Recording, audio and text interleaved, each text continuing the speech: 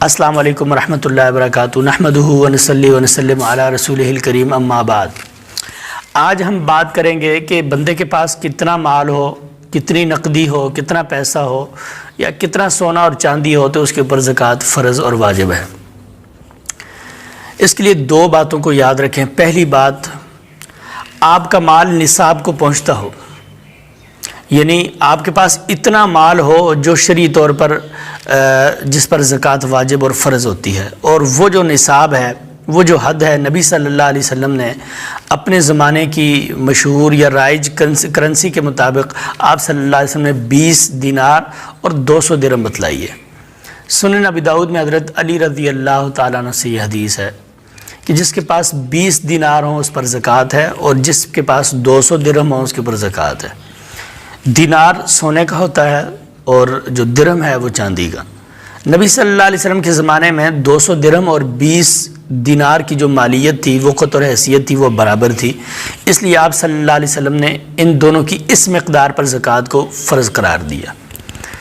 آج کے حساب سے دیکھا جائے تو 20 دینار تقریباً 7.5 تولے سونا بنتا ہے، اور جو 200 درہم ہے وہ تقریباً 52.5 تولے چاندی بنتا ہے۔ تو اس وقت سونے کی قیمت بہت اوپر جا چکی ہے، بہت مہنگا ہو گیا ہے سونا، اور چاندی بہت سستا ہے، تقریباً 900 روپے تولہ ہے، اور سونا 80 یا 75 ہزار روپے تقریباً تولہ ہے۔ تو 5.5 لاکھ روپے سونے کی قیمت بنتی ہے 7.5 تولے، اور 52.5 تولے چاندی کی قیمت تقریباً 47 ہزار بنتی ہے۔ تو یہ جو ہمارے پاس پیسے ہیں، نقدی روپے ہیں، نوٹ ہیں، یہ گویا ہمارے پاس اس کرنسی یا اس سونے یا چاندی کی رسیدیں ہیں۔ ہم جب چاہیں ان رسیدوں کو دے کر، ان کاغذوں کو دے کر ہم اتنا ہی سونا، اتنا ہی چاندی حاصل کر سکتے ہیں جتنے ہمارے پاس پیسے ہیں۔ تو ان پیسوں کا جو نصاب ہے، روپوں کا، نقدی کا جو حساب ہے، جو زکوٰۃ کا نصاب ہے، وہ وہی ہوگا جو سونے اور چاندی کا ہے۔ اب چونکہ اس وقت سونا بہت مہنگا ہو چکا ہے اور جو چاندی ہے بہت سستا ہے، تو اس حساب سے ہمیں جو احوط اور افضل اور بہتر چیز ہے، جس میں احتیاط ہے اور جس میں دین اور ایمان اور شریعت کی حفاظت ہے، وہ یہ ہے کہ جو کم تر چیز ہے جس سے زکوٰۃ لاگو ہوتی ہے، جہاں سے فرض کی ابتدا ہوتی ہے، اس کو ہم لیں، اور وہ ہے 52.5 تولے چاندی، اور اس کی مالیت ہے تقریباً 47 ہزار روپے۔ تو اگر اس وقت کے حساب سے کسی بندے کے پاس 47 ہزار روپے موجود ہیں تو اس کا مطلب ہے کہ اس کے اوپر زکوٰۃ فرض ہے۔ یہ تو تھی پہلی شرط۔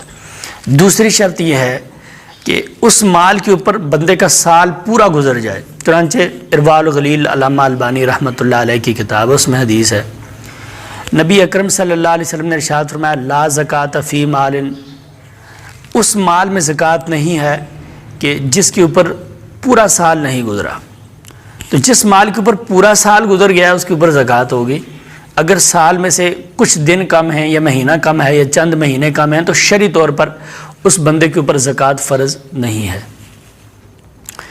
اور یہ بات بھی یاد رکھیں کہ جو شرعی احکام ہیں ان میں اعتبار ہجری سال کا ہوتا ہے، عیسوی سال کا نہیں ہوتا، چاہے وہ چاند دیکھنے کا مسئلہ ہو، راتوں کا مسئلہ ہو، مہینوں کا مسئلہ ہو یا سالوں کا مسئلہ ہو، وہ ہجری اعتبار سے ہوتا ہے۔ تو اگر آپ کے پاس کم از کم 47 ہزار روپے ہیں، زیادہ کی کوئی حد نہیں ہے، اور اس پر ایک مکمل ہجری سال گزر چکا ہے تو آپ پر زکوٰۃ فرض ہے۔ اب سوال یہ ہے کہ زکوٰۃ کتنی فرض ہے، اس کی مالیت کتنی ہے، یعنی ہم 100 میں سے کتنے % اللہ کے راستے میں دیں گے؟ تو 100 میں سے 2.5%، یعنی اگر آپ کے پاس 1 لاکھ روپے ہیں تو اس کا مطلب ہے کہ آپ کے اوپر 2500 روپے زکوٰۃ بنتی ہے، 2500 روپے آپ وہ اللہ کے راستے میں دیں گے، اور وہ 40واں حصہ ہے۔ تو جس بندے کے پاس اتنی مالیت ہے اور اس پر سال بھی بیت چکا ہے تو اس کو زکوٰۃ دینی چاہیے۔ اب ہم انشاءاللہ اگلی گفتگو میں اس بات کا جائزہ لیں گے اور وضاحت کریں گے کہ وہ کون سے مصارف ہیں، وہ کون سے لوگ ہیں، وہ کون سی ایسی جگہیں ہیں جہاں پر زکوٰۃ لگتی ہے، اور زکوٰۃ اور صدقے میں فرق کیا ہے۔